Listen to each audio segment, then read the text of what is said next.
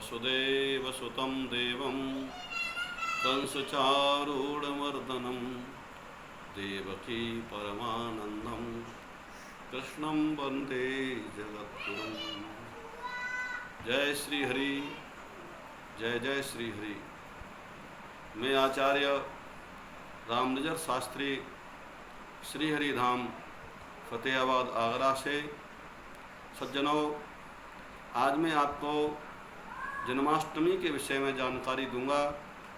अब की बार आने वाली जन्माष्टमी की विशेषता क्या है, इस पर्व में कितने पवित्र पवित्र योग बन रहे हैं और जन्माष्टमी को भगवान श्री कृष्ण की पूजा की विधि क्या है, इस विषय में जानकारी प्राप्त करेंगे। इस वीडियो को आप सब लोग ज़्यादा से ज़्यादा शेयर करें, जिससे कि भगवान के प्रादुर्भाव की जानकारी, जन्माष्टमी की विधि की जानकारी सब लोगों को प्राप्त हो। भक्तजनों, अब की बार जो जन्माष्टमी का व्रत है वो 30 अगस्त 2021 सोमवार को है। देखिए, अखिल ब्रह्मांड के नायक परमात्मा जगदबंध जगदीश्वर भगवान श्री कृष्ण इस धराधाम पे अवतरित हुए। इसी के उपलक्ष्य में पूरे देश में, पूरे विश्व में जन्माष्टमी महापर्व को मनाया जाता है। अब की बार जो जन्माष्टमी है ये सोमवार को है। ये विशेष योग है। सोमवार चंद्रमा का वार है और भगवान श्री कृष्ण का प्रादुर्भाव चंद्रवंश में ही हुआ था। सोमवार को जन्माष्टमी होने से सोमवार भगवान श्री कृष्ण को बहुत प्रिय है, तो ये विशेष योग अब की प्राप्त हुआ है। दूसरी विशेषता सज्जनों अब की बार यह है कि अब की बार जो जन्माष्टमी है उसमें रोहिणी नक्षत्र प्रातःकाल लगभग 6:15 बजे से प्रारंभ हो रहा है और पूरा दिन पूरी रात रोहिणी नक्षत्र का योग है। ये हर बार प्राप्त नहीं होता है, तो अब की बार सोमवार और रोहिणी नक्षत्र का योग होने से जन्माष्टमी विशेष पर्व हो गया, विशेष योग प्राप्त हो गया है। तो इस दिन जो व्यक्ति व्रत करते हैं, सच्ची श्रद्धा और सच्चे भाव से भगवान श्री कृष्ण का पूजन करते हैं, इस महोत्सव को मनाते हैं, भगवान श्री कृष्ण की कृपा से उनके सभी मनोरथ पूर्ण हो जाते हैं और मनचाहा फल प्राप्त हो जाता है। भगवान श्री कृष्ण की पवित्र कृपा प्राप्त हो जाती है। देखिए, पहले मैं आपको बताऊं कि जन्माष्टमी का व्रत हमें किस प्रकार मनाना चाहिए। तो जन्माष्टमी से एक दिन पूर्व ही अपने पूरे घर को साफ सफाई करें, ध्वजा पताका बंधनवारों से सुसज्जित करें। जन्माष्टमी के दिन भगवान के लिए सुंदर हिंडोला बनावे, अपनी इच्छा के अनुसार सुंदर हिंडोला भगवान के लिए बनावे। जन्माष्टमी का जो लोग व्रत करते हैं उसकी 2 विधियां हैं। कई लोग दिन में ही व्रत करते हैं, बहुत लोग रात्रि में 12 बजे भगवान का पूजन और आरती करके व्रत को पूर्ण करते हैं। लेकिन जन्माष्टमी के दिन भगवान का अवतरण हुआ था। अपने कुल के अनुसार, अपनी मर्यादा के अनुसार और लोक रीति के अनुसार हमें जन्माष्टमी के व्रत को मनाना चाहिए।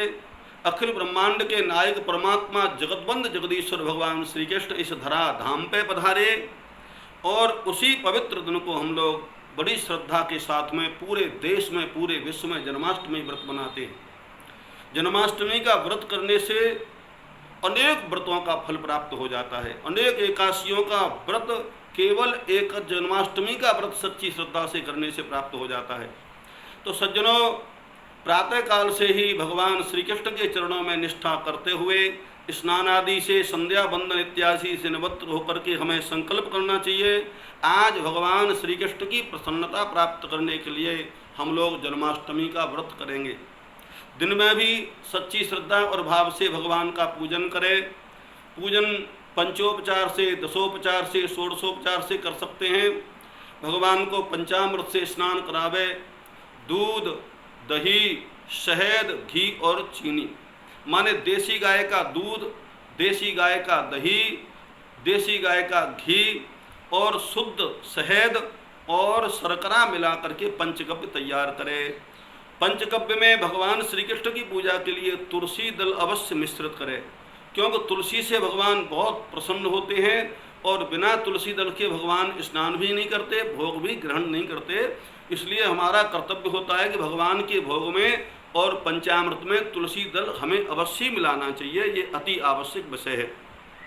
पूरे दिन सच्ची श्रद्धा से केवल फलाहार लेकर के भगवान श्री कृष्ण के चरणों में निष्ठा रखते हुए भगवान के नाम का कीर्तन गावे, गुरुदेव भगवान के दिए हुए मंत्र का जाप करे, अन्यथा द्वादशाक्षर मंत्र ओम नमो भगवते वासुदेवाय, इस मंत्र का अधिक से अधिक जाप हमें करना चाहिए। इससे भगवान श्री कृष्ण की प्रसन्नता प्राप्त होती है। देखिए, श्रीमद् भागवत महापुराण में आता है, जब भगवान श्री कृष्ण का जन्म हुआ तो नंदस्त्वात्मज उत्पन्ने जाता हलादो महामना आहूय विप्रान वेदज्ञान स्नातः शुचिरलंकृताः।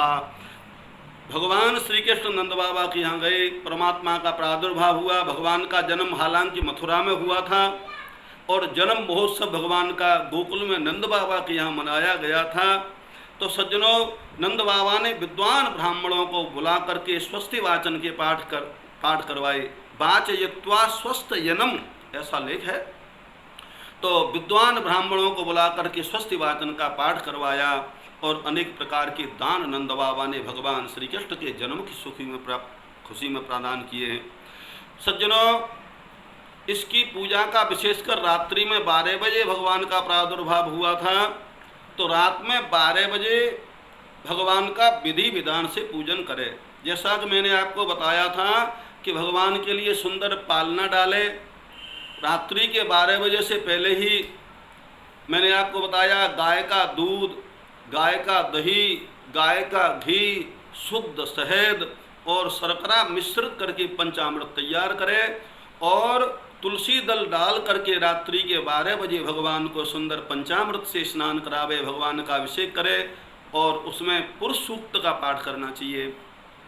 यदि पुरुष सूक्त आप पे नहीं आता है तो सच्चे श्रद्धा से ओम नमो भगवते वासुदेवाय बोलते हुए, द्वादशाक्षर मंत्र बोलते हुए भगवान को पंचामृत से स्नान करावे। उसके बाद में गंगा जल डाल करके शुद्ध जल से भगवान का स्नान करावे। नए पीले वस्त्र भगवान को धारण करावे। मोर मुकुट लगा हुआ दिव्य मुकुट भगवान को धारण करावे। भगवान के पास में बंसी रखे। केसर युक्त चंदन भगवान को बहुत प्रिय लगता है, इसलिए केसर डाल करके भगवान के लिए शुद्ध चंदन अर्पण करे। इसके अलावा भगवान को सुंदर सुंदर फूलों की माला धारण करावे। धूप दीप से भगवान की आरती उतारे और मक्खन मिश्री का भगवान का भोग लगावे, फलों का भोग लगावे। गांवों में हमारे यहाँ ऐसी परंपरा रही है कि हमारे यहाँ भगवान के भोग के लिए पंजीरी बनाते हैं।